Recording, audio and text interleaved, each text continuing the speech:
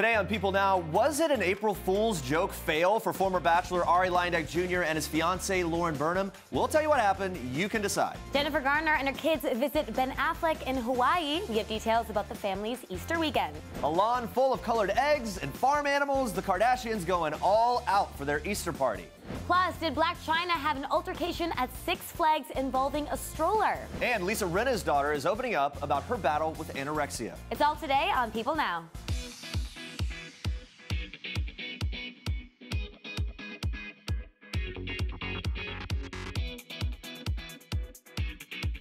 Happy Monday, everyone. Today we are celebrating the classic, the OG, the peanut butter and jelly. Literally, it is National PB&J Day. It's a great day. So in celebration of the classic comfort food, we want to know what's your favorite childhood snack. Maybe it's PB&J, maybe it's not. Tweet us at People with the hashtag Rice People Krispie Now. treat. I like that. That's a good one. But first, guys, here's what you need to know and what's trending today. Donald Trump Jr. and his alleged former mistress, Aubrey ODay, celebrated Easter in two very different ways on Sunday, showing off some skin. The former Danity Kane singer shared a sexy photo of herself posing alongside a collection of Easter eggs arranged in a heart while wearing a revealing white leotard and a pair of bunny ears. She captioned the pic, "Egg Hunt." Meanwhile, Donald Trump's eldest son spent his Easter Sunday at Mar-a-Lago having an egg hunt of his own. A source tells People he was also joined by his estranged wife, Vanessa, who filed for divorce last month, and their 5 children there as well. He posted a series of shots from that egg hunt, joking about his daughter's competitive spirit after she nabbed the prized golden egg. Now, Trump Jr. also shared a video of his children each decorating their own cake on Saturday. The cakes, shaped like Easter bunnies, are an annual tradition in the family. This according to Trump Jr.'s Instagram caption. Now, reports of Trump Jr.'s alleged affair with ODay began circulating shortly after Page 6 broke the news that Vanessa had filed for divorce after 12 years of marriage in February. A source who worked with Celebrity Apprentice previously told People that the affair ended after Vanessa discovered sexy text messages between the pair while her husband was in the shower. All right, on to this. Arie Luyendyk Jr. and fiancée Lauren Burnham are making waves on social media again, but this time it's for an April Fool's prank gone wrong. Days after the pair celebrated that Lauren was moving to Scottsdale to live with the former Bachelor, Arie made an announcement via Twitter that the couple were expecting, with a picture of a blonde woman cradling a bump, captioned, "Secret's finally out, we have a bunny in the oven." After more than an hour passed, Arie replied to his own tweet, writing "April Fools" in all caps. Few found the joke to be in good taste, though, considering that over 1 in 10 women between the ages of 15 and 44 struggle with fertility. That's according to the Centers for Disease Control and Prevention. One Twitter user saying, "You both are disgusting. As someone who struggles with fertility and would love nothing more than to have a baby, this is so offensive." A fellow Twitter user writing, Katie also, she wrote, "Come on, be better than that. It's not a joke for many struggling families to get pregnant. It's extremely expensive and heartbreaking. This is not funny. It's cruel." Arie addressed the backlash on his Instagram stories with a photo of a food recipe, apologizing if people were offended and saying, quote, "We really are making a Dutch baby." Not sure that it helps. Despite the failed joke, Lauren and Arie have both spoken about having a family in the future and hope to have up to 4 kids when the time comes.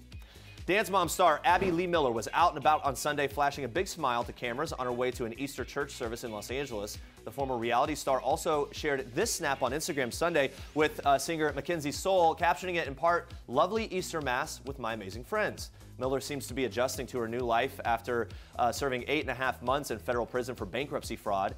She reportedly lost 100 pounds in prison and was spotted just 2 days after her release getting a pedicure at Pampered Hands in Los Angeles. Miller is currently living in a halfway house in Long Beach, California. The facility reportedly provides a structured and supervised environment where she'll be given employment counseling, job placement, and financial management assistance. According to TMZ, Miller will be released from the halfway house on May 25th. Guys, Blac Chyna was spotted in an apparent altercation at Six Flags in Valencia, California on Easter Sunday. Rob Kardashian's ex was seen swinging a pink plastic stroller as friends or members of her team held her back. It's unclear what caused the argument or who Chyna was attempting to hit with that stroller. Video was shared on Twitter by a Six Flags attendee who watched it all go down. Neither of Chyna's children, 5-year-old King Cairo or 1-year-old Dream, who she shares with Rob, appears to be in the video. But in a move that seems to address the Six Flags incident, Chyna posted a short statement on her Instagram story Sunday night. She writes in part, quote, "Being famous is hard enough, but when someone feels comfortable to come and touch your child, it's a whole other story. I do not condone violence, nor am I a violent person, but shout out to all of the amazing mothers out there that will protect their children at all costs."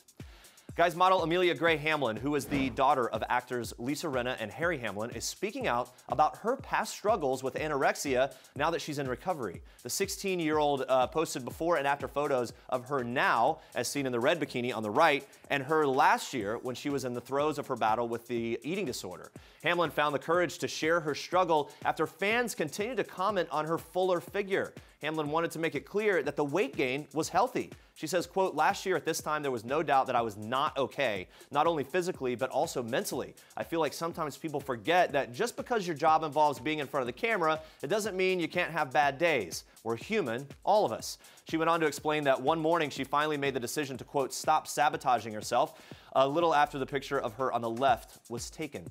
Hamlin admits that she still has a way to go due to health complications anorexia has caused her, but she says she is in a much better place. And the model also struggles with Hashimoto's disease. It's a thyroid condition causing weight gain and hair loss, but she's learning to love herself more each day and is maintaining a healthy lifestyle that consists of weekly exercise. She's happy that she can be a role model for other girls struggling with eating disorders by sharing her story. She says that taking her recovery public, quote, one day at a time, and we hope her and wish her the best as she moves forward with all of that. And Andrea, you have more for us in Star Trek. Yes, we are kicking off Star Trek with a little Hawaiian holiday getaway.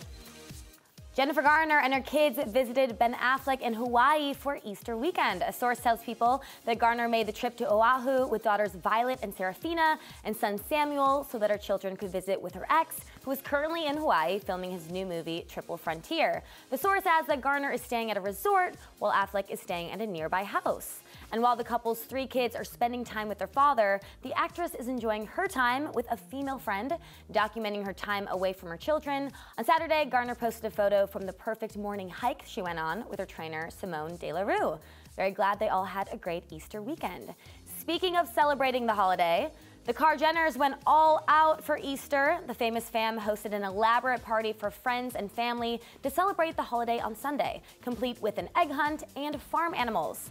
Kylie Jenner documented the festivities on her Snapchat and gave fans an inside look at the decorations and activities. The lip kit mogul snapped pics of the themed food selection, which included egg-shaped cookies, golden donuts, carrot-topped cupcakes, and what appeared to be rainbow Rice Krispie Pops. Woo! Yum! While Kylie shared pics of the lighter snacks, Kim Kardashian West shared a video of herself eating one of the, quote, rainbow grilled cheese sandwiches shaped like eggs. Like that too. Now, the cute eats weren't the only featured items at this bash. The family also made sure to include videos of everyone enjoying the variety of farm animals on hand. Kim, Kylie, and Kourtney all documented the adorable animals. They had baby ducklings, bunnies, and other various barnyard critters. And while most of the kids were playing with the adorable animals, Kylie's boyfriend Travis Scott and their baby Stormy were being just as adorable inside. Kylie snapped a few videos of Travis holding the couple's first child together. In one, he even leans down to give the newborn a kiss. It's very, very adorable. And even though most of the family was on hand to celebrate, Khloe Kardashian didn't appear to be present at the party. The mom-to-be is preparing to give birth to her and boyfriend Tristan Thompson's first child in Cleveland. However, she did share a selfie of herself getting into the Easter spirit with a bunny filter. Always got to go with a bunny filter. All right, now take a look at this. So this is fun. About 40 people at Nashville's Bluebird Cafe were treated to an unexpected visit from Taylor Swift this weekend when she was invited on stage by country songwriter Craig Wiseman during his performance on Saturday night. Now, Swift, who started out her musical career performing at that club, played guitar and performed some of her classic hits such as Love Story and Shake It Off. The crowd was also treated to a hilarious anecdote from when Swift attended Wiseman's CMT after party and apparently got a little wild and crazy in the Fireball whiskey shot room. Wiseman reportedly told the Bluebird audience that he got Swift multiple shots of Fireball throughout the night, saying, quote, "For the rest of the party, I would go get a shot of Fireball and snake my hand through the people in her general direction. I don't even know if she took it, but it disappeared. Someone took it." Wiseman then pulled out small bottles of Fireball, and he and Swift indulged in a shot together on the Bluebird stage.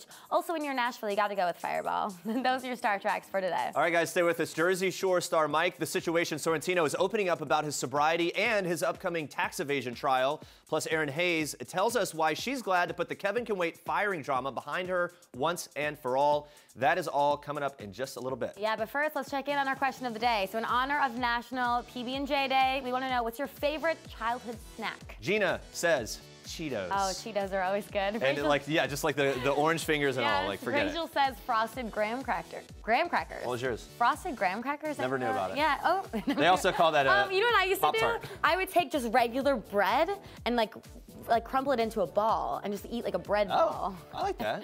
Mine was oatmeal cream pies, Little Debbie cakes. Right? You guys know this? All right. Check, look it up and go get some, because they good. Keep the comments coming in. We're going to check with you again soon. But first, we begin with this. Legendary television producer Steven Bochco died this weekend at the age of 74. Yeah, Bochco passed after a long-term battle with leukemia. Additional details surrounding his death have yet to be reported. The TV titan was the creative force behind some of the biggest primetime hits of the 80s and 90s, including LA Law, NYPD Blue, Doogie Howser MD, and Hill Street Blues. Yeah, Bochco is most notably credited for adding grit and reality to cop dramas, setting the tone for how the genre tells these stories to this day. Yeah, and as a result of his groundbreaking vision, he won 10 Primetime Emmys and 4 Peabody Awards. Really impressive. Yeah, actors who've worked with Bochco are sounding off with their condolences on Twitter. Former LA Law star Blair Underwood tweeting, quote, "Very sad to hear that Steven Bochco passed away on Sunday. Steven hired me on LA Law and changed the trajectory of my life and career. I'll forever be grateful to him. Rest in peace, Steven." Shameless actress and former NYPD Blue star Sharon Lawrence tweeted, "It was being on NYPD Blue that made me love working on TV. Thank you and rest well, Steven Bochco. You were one of a kind." And Deborah Messing also paid her respects on Twitter, saying, quote, "So sad to hear of Steven Bochco's passing. He was a pioneer, a gentleman, and gave me my first job in primetime TV. Rest well, sir. You will be missed." He has definitely touched so many lives. Of course, our condolences and thoughts go out to his family and close friends during this tough time. Yeah, well, switching gears to this. We all know that the Jersey Shore crew is back this week for Jersey Shore Family Vacation. Woo! But one big storyline does not involve the usual shots and partying. No, the revival will highlight Mike, the situation in Sorrentino's legal troubles with tax evasion. And it will also show how he's handling 2 years of sobriety. Here's what he had to say. Walking into the house, I had over 2 years of sobriety, a good foundation. So I wouldn't recommend it to anyone that doesn't have a good foundation to go to clubs every night. But I had over 2 years sobriety, and with these guys, my best friends, I had nothing but support the whole time. So I just had to learn to have fun, dance, and be blessed that I had an awesome job and, you know, and was riding this wave once again. And Jimmy, I remember last time you were here, you were even saying that you wanted to watch out for him and just make sure that, you know, that look, everyone keeps their life on track. As much fun as it is for viewers to see the crazy, there's a level of like wanting to really keep each other accountable, isn't there? We're human beings outside the show. A lot of people don't realize that. You know, we have to go home, the families, kids. So at the end of the day, I always wanted us to have a great time, but not jeopardize the success and what we have outside and cross any lines. And for Mike specifically, we were never going to allow him to slip up once because he worked too hard to get to the spot that he's in. Stop laughing. I think that's great that you have the support, though. It's great that you have the support. Your court date's in April. How are you feeling about everything right now? I'm feeling very good and very hopeful. You know, I believe that it, you know, I hope that it gets resolved positively. And we're moving forward, you know, one day at a time. All right, guys, Amazon Prime's newest original series, The Dangerous Book for Boys, is available now for streaming. You might recognize some of the cast from other big roles they've played. Yeah, like Erin Hayes, who famously made headlines in 2017 after her character's sudden departure from the CBS sitcom Kevin Can Wait. People were so upset the writers killed Erin's character off the show. There were all these rumors back then that Erin was fired for this reason or that reason. Yeah, lots of buzz surrounding that. Erin even caused a stir when she liked some fan tweets saying that they were going to boycott the show in her absence. People were paying attention to everything. Well, we sat down with Erin. She opened up about why she's glad to put all that Kevin Can Wait drama behind her. There's such different shows. The one is a sitcom. It's 3 jokes a page. It's hit, you know, it's hit that. It's the beats, the rhythm, all of that. It beats the rhythm. You're not diving into too much real emotion. And I had a wonderful time on that. And now I'm on this. And the show is so true to life. And it was. More filmic too. It's film. Cinematic. Yeah, cinematic. Yeah, right. Really and is. you're not. The jokes can be the jokes, and they come when they come. But you don't. It's not like you got to hit that thing. Don't worry, Way, about money, May. Hey, Terry, you know that's not Pig Latin. It was just so beautiful to get a chance to dive into the reality of this family's experience and know that you just want to make it as real as possible. Yeah. It's very real. Yeah. And from a career perspective, are you glad to be on to sort of this new phase, this great new show? And Listen, I always love to work. Yeah, she's happy to be moving on. Another familiar face in Dangerous Book is Chris Diamantopoulos, who starred in another Amazon show called Good Girls Revolt. Yeah, the show only lasted for a season before it was canceled by Amazon, but it became beloved by so many people in that short time. Yeah, it actually seemed like there might even be a chance of a season 2 after all, especially at the height of the whole Me Too and Time's Up movements this fall. It would have made sense. Yeah, but alas, the series creator officially crushed their hearts in January with an Instagram video announcing it really was truly over. Yeah, so we had to ask Chris, what is it going to take to get another season of that great show? Last we heard season 2 not happening. What do we need to do to just make this? We need to get in a time machine, hold off on releasing it a year before it should have been released. Okay. Guys, exactly. I have a time machine. See, there you go. This is going to work. This is going to work. And we just need to flash forward and release it just before the New York Times comes out with a massive expose on Harvey. Okay. Oh, there you go. And then all of a sudden what you've got is a bona fide hit. So there's a chance, just need that time machine. Maybe it'll happen. Last but not least, Susie Kurtz is a legend on the screen and on stage. One of her former co-stars, Cynthia Nixon, is of course running for governor of New York. Yeah, so could Susie tell back then that Cynthia had politics in her future? Here is what she had to say. Did you see a governor in the making back then? A little governor spark, actually. Yeah. I never would have thought of that, but go Cynthia. I mean, she's lovely. We worked together more than once, and she's just a true, wonderful person. Surprised to hear that she's actually going for it here? Yes, I am. I mean, but it's great. I'm so thrilled. I think she can do it. I love them together. She had so many great stories. Oh, yeah. Susie, she just has this great perspective after so many decades in the business. So she saw it. I know. Some degree, right? Yeah, Not she surprised. did. All right, guys. People Magazine is celebrating the best of HGTV with a special edition issue. Fixer-uppers Chip and Joanna Gaines, Property Brothers Drew and Jonathan Scott, Flipper Flop pioneers Christina and Tarek El Moussa, and more all open up in exclusive interviews and share the details behind some of their favorite renovations so far. There are also special features on up-and-coming HGTV stars like Karen E. Lane and Mina Starsiak of Good Bones and the new generation of Flip or Flop stars. The special edition is on sale now on Amazon or wherever magazines are sold, so go check that out. 18-year-old actor Charlie Plummer stars in the new movie Lean on Pete. It's a coming-of-age, deeply moving story about love, loneliness, and friendship. It's told through the perspective of a boy's connection to a racehorse. I spoke to Plummer, who opened up about where he drew inspiration for that special bond. You have a deep and sincere love for that creature. I think everyone can kind of connect with that, whether that be a pet or, you know, the person that you're in a relationship with, or a friend or a parent or a grandparent, whatever that may be. And I think for this character, it's certainly in the form of this horse. But I mean, I've certainly had those people throughout my life, whether it be my mom or my girlfriend or my grandmother or whoever. But yeah, I think that was really where I kind of drew from more of those experiences. But I do also have a wonderful little dog named Luigi, who's an English bulldog that I don't necessarily have the exact same relationship with, but he's a sweetheart.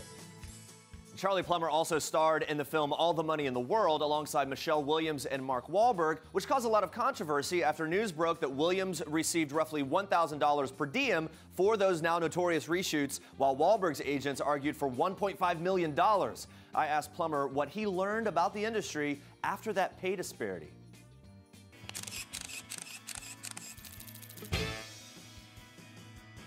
I mean, I think it was fascinating for me to see it all play out in real time and to hear, you know, of course, Michelle's point of view, and to also hear Mark's point of view, and then to see what Mark did after the fact with it. I think for me, you know, there's a lot in terms of when I'm working through a contract and when my lawyer's calling me up and saying these are the deal points that I don't even think about, and then to hear, you know, for these people that part of their deal was blown up in the press and talked about, and it's important to pay attention to those details. He was sort of this, I don't know, his whole demeanor is exactly like it is in the movie, Lean on Pete. Like, he's just got this very chill aspect to him. And he's such a young guy in the business, it feels like he's really getting great perspective early on here. As a big horse lover, I'm all about the movie because I love movies that involve horses. And I'm like always interested in how the actor like works with the horses and stuff. Because there really is like a special bond. And we see it in movies all the time, but there's a special bond between a horse owner and a horse, right? Horses I mean, there's are great unless they trample you. Which did happen to me one Which time. did happen to you. Besides that, love horses. I love horse movies. Check out the movie. Glad that you're okay. Yeah. That was months ago and doing fine. Yeah, Still love fine. horses. Let's check in on our question of the day one last time. Celebrating National PB&J Day. We asked, what's your favorite childhood snack? Yeah, Twitter user Poet Dora says, peanut butter and jelly has always been my favorite, and it still is. Another Twitter user says, bologna sandwiches. Zzz, a lot of S's on white bread with mustard. Yummy. I don't like mustard. I like that. I'm not a big mustard. Fried bologna. If you fry the bologna and then do it? I don't know. Kinsley keeps it simple. She says cheese and crackers. Oh, cheese and crackers. Cheese and crackers are amazing. Like we were saying before, okay, so the Little Debbie cakes, there's the oatmeal cream pies, but then there were also, do you remember these, the jelly rolls? So it was just a rolled up thing it was like a Twinkie, but it was rolled up with strawberry and white cream. I've never had jelly rolls. Maybe we could bring some. Maybe Go find them. We'll find out. All right, guys, we're going to be asking you another riveting question of the day tomorrow. So riveting. Come back at 8:30 a.m. Eastern. Also coming up tomorrow, actor Zach Braff swings by our studios, gives us the deets on being a dad in his new ABC series, Alex Inc. Plus, actress Sarah Rue will talk about her role on the star-studded series, A Series of Unfortunate Events. Yeah, thanks for watching. For now, we leave you with one last thing from Station 19 star Jason George. Hey, I'm Jason George, and this is One Last Thing. So the last time I laughed so hard, I cried. I was playing cards with my kids recently and seeing them cheat and try and get away with it, and one catching the other. It became a hilarious thing amongst everybody. The last TV show I binged watched was actually Jessica Jones on, I'm a big superhero geek, and that's a great show on Netflix. The last song that was stuck in my head, if you have to get the Black Panther soundtrack, Prayer for Me, Kendrick Lamar and Weeknd. It's a ridiculous song, it's fantastic. You gon' pray for me, take my pain for me, save my soul for me. The craziest, most random thing I ever Googled was, I don't know, probably something like my wife shouldn't see my browser history. The teacher who's most changed my life is probably a man named Richard Warner, who was my acting teacher at the University of Virginia. He just retired recently, but he was the one that was like, you could do this for a living.